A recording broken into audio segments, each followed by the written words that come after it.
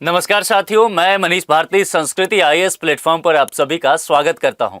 साथियों, जैसा कि आप जानते हैं, यूपीएससी प्रारंभिक परीक्षा को ध्यान में रखते हुए हम लोग पिछले 1.5 वर्ष के करंट अफेयर्स का रिवीजन कर रहे हैं। पॉलिटी विषय के साथ मैं आता हूं। इससे पहले हमने 6 लेक्चर देख लिया है। आज जिस टॉपिक पर चर्चा करने वाले हैं, अगर यूपीएससी के नजरिए से समझा जाए तो ये बेहद महत्वपूर्ण होने वाला है। चूंकि हम सभी जानते हैं कि हमारे देश में 3 नए कानून आए और ये 3 नए कानून किससे संबंधित है? क्रिमिनल लॉ रिफॉर्म से। जो पुराने 3 कानून थे उसको प्रतिस्थापित करके ये 3 कानून आया, तो यहां से प्रश्न बनने के चांसेस ज्यादा ही रहेगा।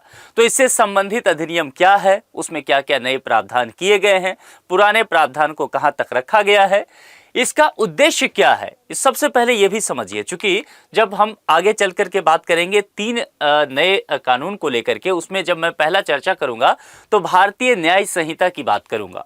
अब न्याय संहिता और इससे पहले क्या होता था? भारतीय दंड संहिता, इंडियन पीनल कोड। तो देखिए वहां पर शब्द क्या था? दंड, और यहां पर क्या है? न्याय। तो कुल मिलाकर के समझना है, उद्देश्य बहुत महत्वपूर्ण है। और यूपीएससी जब प्रश्न आपसे पूछेगा तो निश्चित तौर पर इसी तरह के कुछ शब्द कह सकते हैं यूपीएससी गढ़ता है, जहां पर आपको उलझाया जा सकता है। तो तमाम चीजों को विस्तार से समझते चलिए। तो यहां पर क्रिमिनल लॉ रिफॉर्म एक्ट देखने वाले हैं। 3 नए जो यहां पर कानून आए हैं उसको लेकर के हम लोग यहां पर चर्चा करेंगे। सबसे पहले भारतीय न्याय संहिता। अब देखिए, जैसा मैंने पहले भी कहा था कि शब्द पर आपको ध्यान देना पड़ेगा। न्याय संहिता की बात करेंगे तो यहां पर शब्द देखिए क्या दिया गया है? न्याय। और पहले क्या था? भारतीय, और यहीं पर क्या होता था? दंड संहिता। तो क्या किया गया है? इस दंड को खत्म कर दिया गया है, न्याय किया गया है। कुल मिलाकर के ऐसे समझिए कि कोई अपराध यदि होता है तो दंड किसको दिया जाएगा? अपराधी को, है ना। दंड देने की बात अपराधी को दिया गया है। तो उद्देश्य कहां तक था? अपराधी पर सीमित था हमारे कानून का। यह ब्रिटिश एरा का कानून था। लेकिन जब हम न्याय की बात करते हैं तो न्याय किसको दिया जाएगा? जो विक्टिम होगा, जो पीड़ित है, उसको न्याय दिया जा रहा है। मामला क्लियर है ना। तो कुल मिलाकर के इसमें एक देखा जाए ना तो व्यवहारिक तौर पर इसके उद्देश्य में ही परिवर्तन देखा गया है, जिसको आपने अगर ध्यान से सुना होगा तो कई बार देश के गृह मंत्री जो अमित शाह हैं, उन्होंने इस चीज को कई बार समझाया भी है और ये बहुत जरूरी भी था। तो ध्यान देना है, भारतीय न्याय संहिता कब आया? 2023 में, ठीक है, 1 जुलाई 2023 में। और उसके बाद इसका अब जो है आप कह सकते हैं इस बार दूसरा साल पुरने वाला है। तो 1 जुलाई 2023 को आया। तो कुल मिलाकर के अगर आप देखेंगे तो 2023 और 2026 में हम हैं।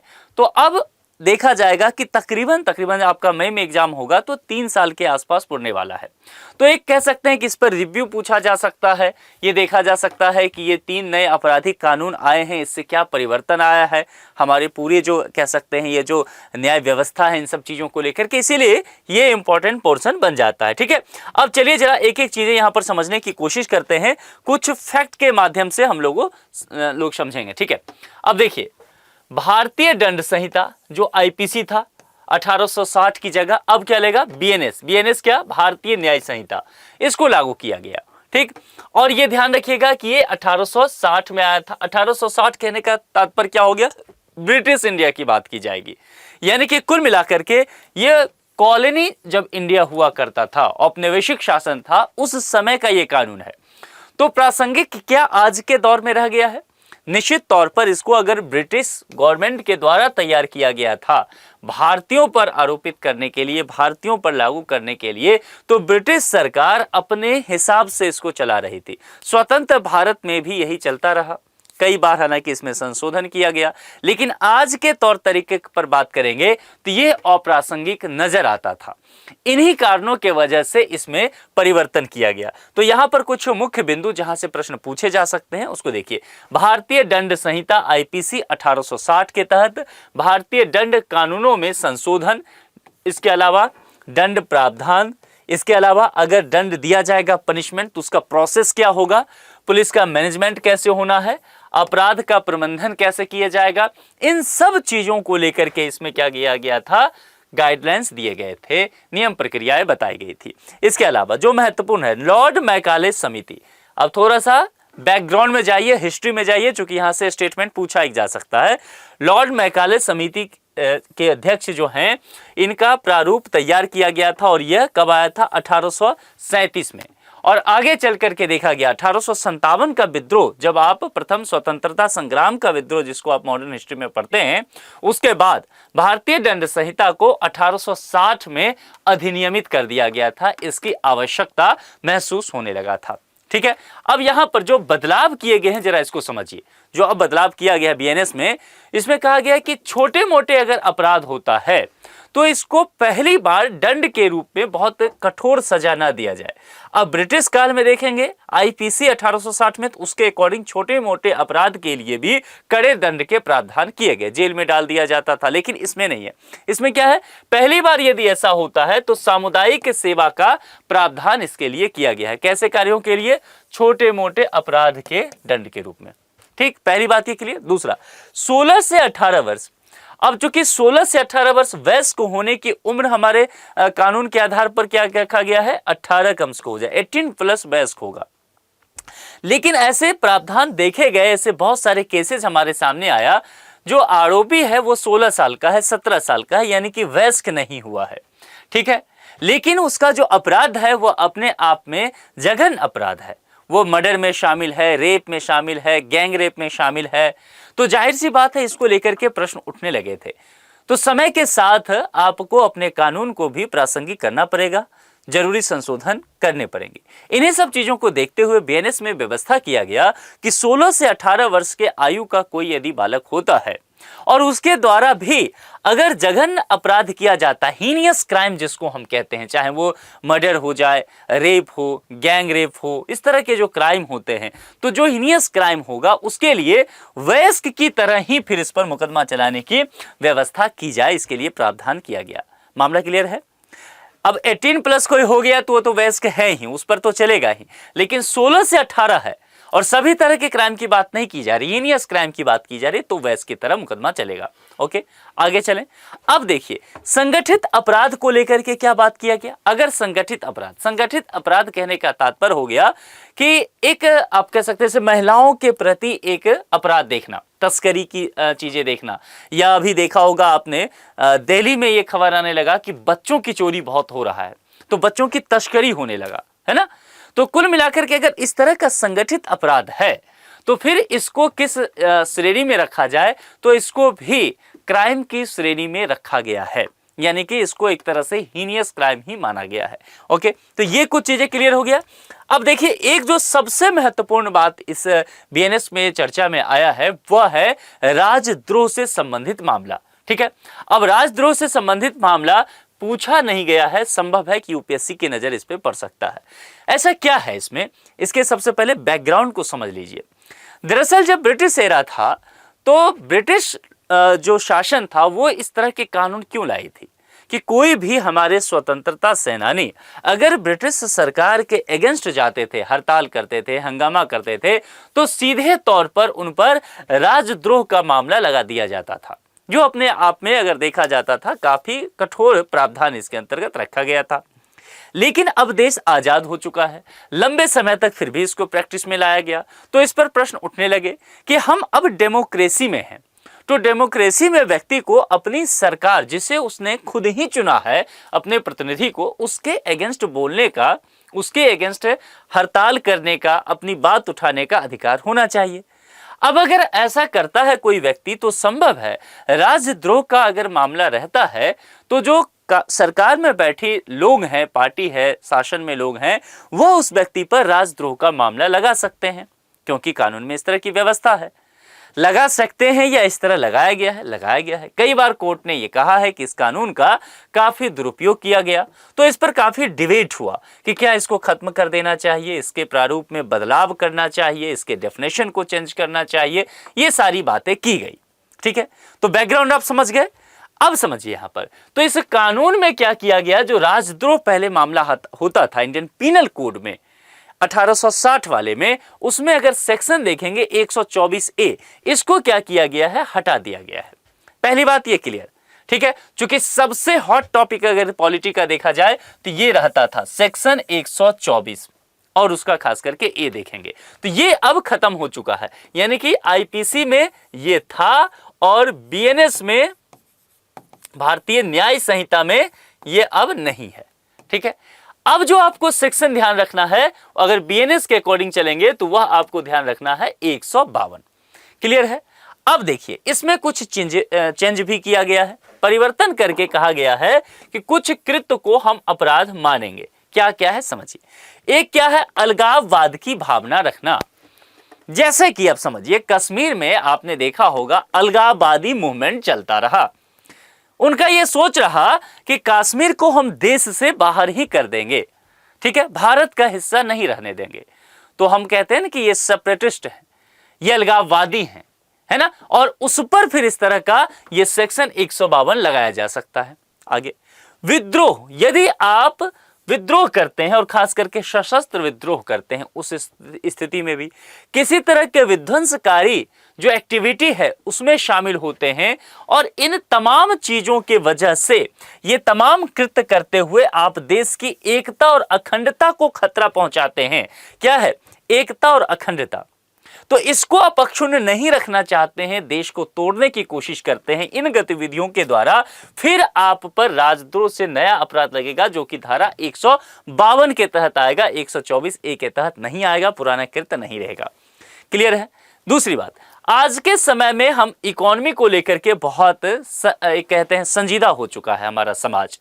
तो आर्थिक गतिविधि में यदि आप बाधा डालते हैं तब भी, या फिर भारत एक संप्रभु राष्ट्र है तो भारत की संप्रभुता और अखंडता, जिसको हमने पहले भी चर्चा किया, इसको भी अगर आपसे खतरा लगता है और इन तमाम चीजों के आधार पर आप पर सेक्शन 152 लगाया जा सकता है। ठीक है, तो पुराना जो है वो चेंज हो गया है, ये नहीं रहेगा 124 से, थोड़े से तब्दीली की गए हैं इसमें, ताकि इस तरह के मामले जो हैं इसका दुरुपयोग सरकार के द्वारा ना किया जा सके, प्रशासन के द्वारा ना किया जा सके। समझ में आ गया। संगठित अपराध को लेकर के चर्चा करते हैं। नए कानून में कुछ प्रकार के अपराधों को इसमें शामिल किया गया है, जिसमें निरंतर आपराधिक गतिविधियां, यानी कि आप हैबिचुअल क्रिमिनल हैं, एक मामला आया, जेल गए, फिर बाहर आया, फिर मर्डर किए, फिर पहुंच गए। ठीक है, एक हो सकता है कि किसी व्यक्ति से गलती से अपराध हो जाए, वो अपराधी है नहीं लेकिन उससे हो जाए अपराध, ये अलग तरह का मामला है ना, सजा उसको भी मिलेगा। लेकिन एक है निरंतर आपराधिक गतिविधि में शामिल होना, है ना। अगर कुछ भी हुआ तो आपका नाम उस एरिया में आ ही जाता है पुलिस स्टेशन में। ऐसे लोग होते हैं ना, हर पुलिस स्टेशन में आप देखेंगे कुछ लोगों का ऐसा नाम होता है कि चुनाव हुआ, कहा गया भाई नजरबंद रखो, तो पुलिस ऐसे लोगों की फाइल निकालती है, पहले उसको उठा करके जेल में डाल देती है कि भाई एहतियातन तौर पर आपको कुछ समय के लिए रखा जाएगा, ना भी अपराध किए हो तब भी। क्यों? क्योंकि आप निरंतर आपराधिक गतिविधियों में शामिल रहे हैं, आपका रिकॉर्ड बहुत खराब रहा है। ठीक। ऑनलाइन अपराध, आज के समय ऑनलाइन क्राइम हम कंसिडर करके चलेंगे क्योंकि इससे आप बच नहीं सकते हैं। एक्सटॉर्शन का मामला बहुत ज्यादा चलने लगा है आजकल। तो एक्सटॉर्शन का एक नया शब्द है सेक्सटोर्शन, है ना, कि ऑनलाइन कुछ इस तरह की गतिविधि करना और उससे फिर पैसे निकालने की कोशिश करना, तो वसूली करने की बात। जबरन कब्जा करने का मामला बहुत ज्यादा बढ़ता है, और आज के समय में जिस दुनिया में हम हैं, इंटरनेट की एरा में है, तो जाहिर सी बात है साइबर क्राइम ये बहुत बड़ी बात हो गई है, और हर एक सरकार प्रशासन साइबर क्राइम को कैसे रोका जाए, कैसे खत्म किया जाए, पाबंदी लगाई जाए, इसको लेकर के प्रयासरत है। तो इसको भी शामिल किया गया है संगठित अपराध वगैरह के अंतर्गत। तो बीएनएस को आप समझ गए ना। यहां से घुमा फिरा करके कुछ पूछने की कोशिश करें तो आप बता देंगे 2023 में, ये ध्यान रखिएगा। तो पहला तो यही हो गया जिसको हमने चर्चा कर लिया। आप उद्देश्य बिल्कुल मत भूलिएगा, क्योंकि यूपीएससी में क्या होता है ना कि आपसे उद्देश्य पूछा जा सकता है, वो उसको ध्यान रखना। चलिए अब जरा आगे बढ़ते हैं। दूसरा क्या है, भारतीय नागरिक सुरक्षा संहिता 2023। ठीक है, भारतीय नागरिक सुरक्षा संहिता। अब ये किसके जगह पर आया है, प्रतिस्थापित हुआ? बीएनएस तो हमने कह दिया कि आईपीसी को हटाया, ये पहुंच गया। और ये जो है, यानी कि इसको देखिए, इसको क्या बोलेंगे, बीएनएसएस।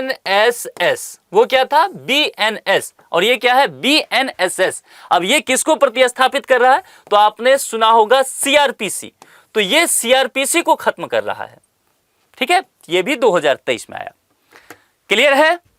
तो अब देखिए, भारतीय नागरिक सुरक्षा संहिता 2023, इसने जो पहले दंड प्रक्रिया संहिता यानी कि सीआरपीसी था, अब सीआरपीसी कब से था, 1973 से। ये कुछ चीजें नोट कर लीजिए, और ये कब आया, 2023 में।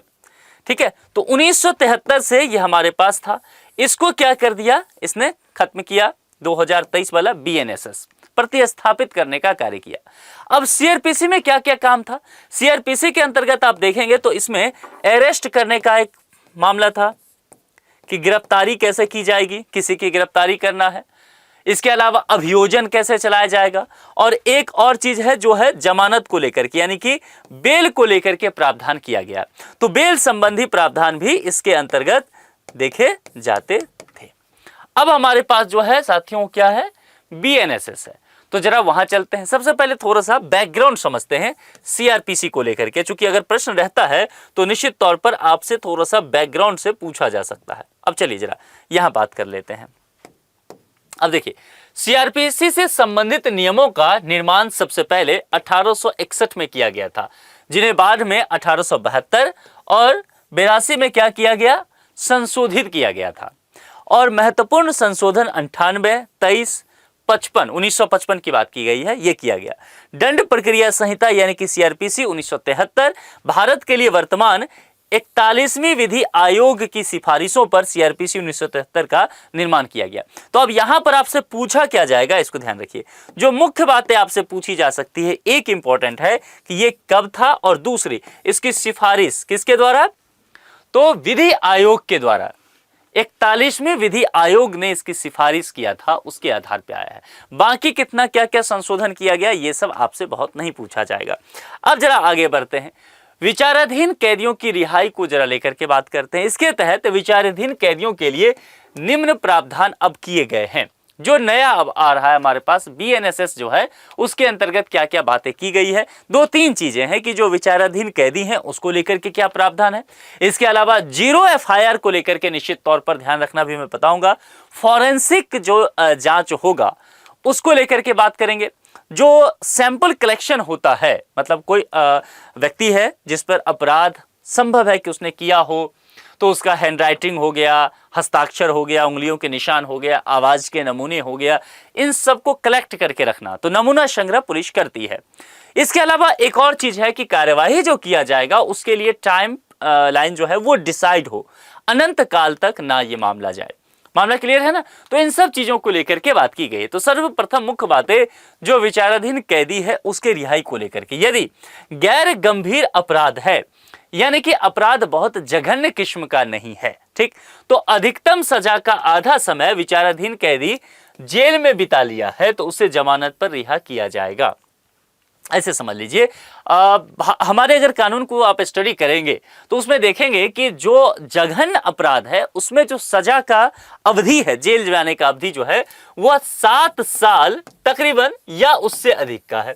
किसी मामले में 5 साल रख सकते हैं। तो हम ऐसे रख लेते हैं कि यह बहुत बड़ा अपराध नहीं है, तो मान लेते हैं 2 साल का जो भी अपराध पर्सन ए ने किया होगा, ठीक है, कोई भी ऐसा अपराध पर्सन ए ने किया होगा, उसके लिए जो सेक्शन लगा होगा उसके अंतर्गत उसको 2 साल तक का जेल हो सकता था, ठीक है।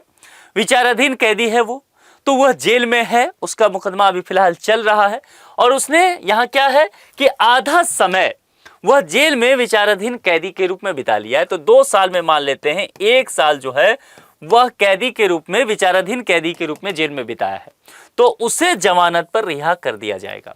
यह प्रावधान किया गया है। अब ये क्यों किया गया है, इसके पीछे के उद्देश्य को समझिए। यूपीएससी वहां से प्रश्न पूछेगी। हमारे देश में ऐसे बहुत सारे लोग हैं साथियों जो कि विभिन्न जेल में मौजूद हैं और सिर्फ वो उस जेल में इसीलिए हैं कि उनका जमानत किसी ने नहीं कराया, जमानत राशि उनके पास नहीं है, उनके पास इतने संसाधन नहीं है कि ये एक अच्छा वकील कर सकें या अपनी आवाज वो उठा सकें जेल से। तो कुल मिलाकर के ऐसे बहुत सारे लोग जो कि लंबे समय से जेल में हैं, विचाराधीन कैदी के तौर पे हैं और वो जेल में ही है। तो जेलों में भी संख्या बढ़ती जा रही है और एक तरह से देखेंगे तो उनके साथ न्याय भी नहीं हो पाता। तो उद्देश्य क्या है, दंड नहीं, उद्देश्य क्या है, न्याय, ध्यान रखना है। तो उसको आधार बनाते हुए ये प्रक्रिया किया गया, ठीक है। यदि किसी आरोपी ने जेल में अपराध की अधिकतम सजा का आधा हिस्सा विचाराधीन कैदी के रूप में बिता लिया है तो उसे न्यायालय द्वारा जमानत पर रिहा किया जाएगा। यानी कि अगर 10 साल होता है कोई अपराध और विचाराधीन कैदी के रूप में 5 साल कम से कम उसने बिता लिया हो, विचाराधीन कैदी के रूप में ही, ध्यान रखना है, तो फिर उसे जमानत दिया जा सकता है। यह बात प्रावधान किया गया है। तो कुल मिलाकर के अगर देखें तो यहां पर विचाराधीन कैदियों पर हमने कोशिश किया है कि इसके व्यवस्था को थोड़ा बेहतर किया जाए। जो महत्वपूर्ण बात है वो है 0 FIR। ये सबसे इंपॉर्टेंट पोर्शन है, 5 स्टार इसको लगाइए, यहां से पूछे जाने के चांसेस सबसे ज्यादा रहेगा। 0 FIR क्या होता है, इससे पहले भी हालांकि मैंने एक लेक्चर में आपसे चर्चा किया है। 0 FIR कहने का तात्पर्य हुआ कि पहले क्या होता था कि आप जिस पुलिस स्टेशन के हैं या जहां पर है वहीं जाकर के आपको अपराध का ये FIR वगैरह लिखाना पड़ता था, जहां अपराध हुआ ये सब चलता था। अब हो क्या रहा है समझिए, कोई गंभीर अपराध कहीं और हो गया है, आप कहीं और हैं, आपके साथ कोई गंभीर किस्म का अपराध हुआ हो, तो आप फिर अपने पुलिस स्टेशन या जो किया होगा, जो आरोपी होगा, उसके पुलिस स्टेशन जाने की आवश्यकता नहीं है। मान लेते हैं आप शिमला घूमने गए, आपके साथ किसी तरह का जघन्य अपराध हुआ हो, तो आपको क्या करना है, शिमला में जो नजदीकी पुलिस स्टेशन होगा, जहां भी आप हैं, आपको जहां भी नजदीकी पुलिस स्टेशन दिखता हो वहां जाकर के आप FIR दर्ज करा सकते हैं। उस FIR को कहा जाता है 0 FIR, और समय के साथ जो है आप जहां भी रहते हैं वहां पर इसको ट्रांसफर किया जाएगा। ठीक है, अब चलते हैं फॉरेंसिक जांच को लेकर के भी बात करते हैं। फॉरेंसिक जांच क्या है? पुलिस अधिकारी गंभीर मामले में घटनास्थल पर आरोपी व्यक्ति की मेडिकल जांच करा सकती है। जब कोई अपराध होता है तो आप जानते होंगे कि फॉरेंसिक टीम आती है, फिल्मों में भी, वेब सीरीज वगैरह में देखते होंगे, जो जाती है वो फोटोग्राफी लेना, सैंपल लेना, फिंगरप्रिंट्स लेना, वहां पर कुछ अगर सामान है जिससे सबूत वगैरह मिल सकता है, वो सारी चीज उठाना, फिर फॉरेंसिक टीम उसकी जांच करती है, फिर उस पर रिपोर्ट तैयार करती है। ये पूरी फॉरेंसिक की प्रक्रिया होता है। तो अगर कोई गंभीर मामला है, जघन्य अपराध है, तो पुलिस अधिकारी को यह पावर दिया गया है कि घटनास्थल पर आरोपी है तो उसकी मेडिकल जांच आप वहीं करा सकते हैं। इसके अलावा 7 वर्ष या उससे अधिक सजा वाले अपराधी, अब मैंने पहले भी कहा था ना कि 7 वर्ष, क्यों मैंने एक बेस लिया था, क्योंकि हमारे कानून की अगर आप स्टडी करेंगे तो जघन्य अपराधों के लिए जो सजा का प्रावधान है वो 7 वर्ष या उससे ज्यादा का, अधिकांशतः, मैं सबकी बात नहीं कह रहा हूं लेकिन अधिकांशतः ऐसा देखने को मिलेगा। ठीक है, तो 7 वर्ष या उससे अधिक सजा वाले अपराधों के लिए फॉरेंसिक जांच अब अनिवार्य कर दिया गया है। यह पहले अनिवार्य नहीं होता था, तो ये ध्यान रखिएगा। कोई भी चाहे मामला हो, अगर 7 वर्ष या उससे अधिक की सजा मिल रही है तो फॉरेंसिक जांच ऐसे अपराधियों का होना तय है। इसके अलावा डेटा कलेक्शन की बात करेंगे, जो नमूना संग्रह, सैंपल कलेक्शन आप इसे कह सकते हैं, तो इसमें कानून पुलिस को किसी भी व्यक्ति के, अब क्या क्या है देखिए, उसके हस्ताक्षर, हैंडराइटिंग, उंगलियों के निशान और आवाज के नमूने, ये एकत्र करने की परमिशन देता है। चाहे वह गिरफ्तार किया गया हो या फिर नहीं किया गया हो, कोई फर्क नहीं पड़ता है। ठीक है, ये आप कलेक्ट कर सकते हैं। और ये किसके लिए दिया गया है? किसी भी व्यक्ति के लिए ये पुलिस को राइट दिया गया है। कार्रवाई के लिए समय सीमा तय की गई है। या किसी कार्रवाई से संबंधित विशेष रिपोर्ट दायर की जाती है तो मजिस्ट्रेट पीड़ितों के बयान से संबंधित समय सीमा, इन सब चीजों को लेकर के तय करेगा। क्यों समय सीमा तय किया गया है? अनंत काल तक मुकदमा चलता न रह जाए। हमारे अदालत पर ऐसे ही केस का बहुत ज्यादा दबाव है। चलिए, अब आखिरी, ये 2 हो गया, ये तीसरा क्या है? भारतीय साक्ष्य अधिनियम। हमने क्या क्या पढ़ा? ध्यान दीजिए, हमने BNS पढ़ा, यानी कि न्याय संहिता। फिर हमने क्या पढ़ा? BNSS 2023। तो ये 2 हो गया। अब तीसरा, इस तीसरे में क्या है? भारतीय साक्ष्य अधिनियम। तो क्या बोलेंगे? BSA 2023। क्लियर है? ऐसे चीजें पूछा जा सकता है, तो ध्यान रखना है। अब चलिए, भारतीय साक्ष्य अधिनियम 2023 में क्या हुआ? यह अधिनियम जो है 1872 वाले को क्या करता है? प्रतिस्थापित करता है। जैसे उस दोनों ने, जैसे हमने देखा BNSS ने किसे प्रतिस्थापित किया था? CRPC को। BNS ने किसे प्रतिस्थापित किया था? IPC को। ऐसे ही यहां पर भारतीय साक्ष्य अधिनियम 2023 देखेंगे तो यह साक्ष्य अधिनियम 1872 को प्रतिस्थापित करके उसका जगह लेता है। तो मुख्य बात यहां पर क्या किया है? साक्ष्य को लेकर के बात किया गया। तो यह अधिनियम, ध्यान देना, सभी दीवानी यानी कि सिविल मुकदमा होगा, फौजदारी यानी कि क्रिमिनल केसेस होगा, उसकी कार्यवाही में भारतीय न्यायालयों में साक्ष्य की स्वीकार्यता से संबंधित नियमों का प्रावधान कुछ करेगा। यानी कि जो भी मामला, चाहे वो दीवानी हो, फौजदारी हो, न्यायालय के अंतर्गत जो साक्ष्य दिए जाएंगे, जो सबूत दिए जाएंगे, कहते हैं ना कानून सबूत के आधार पर चलता है, तो जो सबूत पेश किए जाएंगे उसकी स्वीकार्यता कहां तक होगी, इस बात को लेकर के नए गाइडलाइंस लागू करता है। क्लियर है? साक्ष्य अधिनियम बेस समझ गए क्या मामला है। अब यहाँ पर मुख्य रूप से कुछ बातें देखते हैं। सबसे पहले देखेंगे इसकी पृष्ठभूमि को लेकर के क्या बातें की गई है। भारतीय साक्ष्य अधिनियम 1872 में अधिनियमित किया गया था, ये जो कि प्रतिस्थापित हो रहा है। इसका उद्देश्य क्या था? साक्ष्यों से संबंधित कानूनों को संहिताबद्ध यानी कि कोडिफाई करना, ये क्लियर। इलेक्ट्रॉनिक साक्ष्य को लेकर के बात करेंगे। समय के साथ जो है हम जो हमारे समाज में टेक्नोलॉजी आ रहा है उसके साथ हमें विभिन्न चीजों के साथ जुड़ाव करना पड़ेगा। तो यह प्रावधान किया गया है इसमें कि इलेक्ट्रॉनिक या डिजिटल रिकॉर्ड का कानूनी प्रभाव कागजी रिकॉर्ड के समान होगा। तो ये ध्यान रखना है। अभी तक क्या होता था, बहुत जगहों पर यह देखा जाता था कि जो कागजी रिकॉर्ड है उसी को ज्यादा प्रावधान दिया जाता था, ज्यादा महत्व प्राथमिकता दिया जाता था, इलेक्ट्रॉनिक या डिजिटल रिकॉर्ड को नहीं। तो ये चीजें यहां पर एक जोड़ा गया है। मौखिक साक्ष्य, अब इसको लेकर के समझिए। मौखिक साक्ष्य के अंतर्गत अगर जांच हो रहा है, जांच के दौरान कोई फैक्ट है, उससे संबंध में गवाह द्वारा न्यायालय में दिए गए बयान शामिल रखे जाएंगे मौखिक साक्ष्य के अंतर्गत। इसके अलावा इस अधिनियम के तहत जो है इलेक्ट्रॉनिक रूप से दी गई किसी भी सूचना को भी मौखिक साक्ष्य माना जाएगा। किस तरह से? जो इलेक्ट्रॉनिक रूप से दिया गया कोई भी सूचना हो, इलेक्ट्रॉनिक साक्ष्य, ध्यान रखिएगा। तो कोई भी सूचना अगर इलेक्ट्रॉनिक रूप से दिया गया है तो उसे भी हम मौखिक साक्ष्य के अंतर्गत अब मान करके चलेंगे। क्लियर? अब यहां पर ये 2-3 चीजें जो है इसको आपको क्या करना है समझिए। मैंने जितनी भी चीजें बताई है मैंने बताता दिया है कि कहां कहां से प्रश्न आ सकता है। तो ये क्या करना है, एक पेज लीजिए A4 साइज का, और उसमें जो तीनों के, चाहे वो BNS हो, चाहे वो BNSS हो, साक्ष्य अधिनियम हो, इस तीनों का कीवर्ड जो है उसको निकाल के एक जगह रख लीजिए, एक पेज पे रखिए ताकि बार बार आप रिवीजन कर सके। ये बेहद महत्वपूर्ण है, तीनों ही बता देता हूं। क्योंकि प्रश्न पूछे नहीं गए हैं जब से आया है तो संभव है आगे आपको इससे पूछा जा सकता है। खास करके यूपीएससी चूंकि स्टेटमेंट वाली प्रश्न डालती है तो 1-2 फैक्ट भी उसमें हो सकता है। और मुख्य बात जो है कि इसका उद्देश्य, जैसे दंड और न्याय को लेकर के मैंने बात किया, साक्ष्य अधिनियम क्यों आया है ना, CRPC को क्यों BNSS ने प्रतिस्थापित किया। तो ये जो क्यों वाला है ना, उसके पीछे का जो पर्दे के पीछे की बात है, बिटवीन द लाइन है, उस पर यूपीएससी प्रश्न पढ़ाती है। प्रश्नों के अगर आप प्रकार को, नेचर को समझेंगे तो ऐसा समझ में आता है PIQ को देख करके। तो उस हिसाब से थोड़ी तैयारी कीजिए, आपका काम बन जाएगा। तो आज के लेक्चर में इतना ही। यदि किसी टॉपिक पर अगर लगता है कि आपको थोड़ी सी और बातें जाननी है, कुछ क्लियर नहीं हो पाया हो, तो आप कमेंट बॉक्स में लिख सकते हैं, अगले लेक्चर में उसे शामिल कर लेंगे। जुड़ने के लिए आप सभी का बहुत बहुत शुक्रिया। Thank you so much.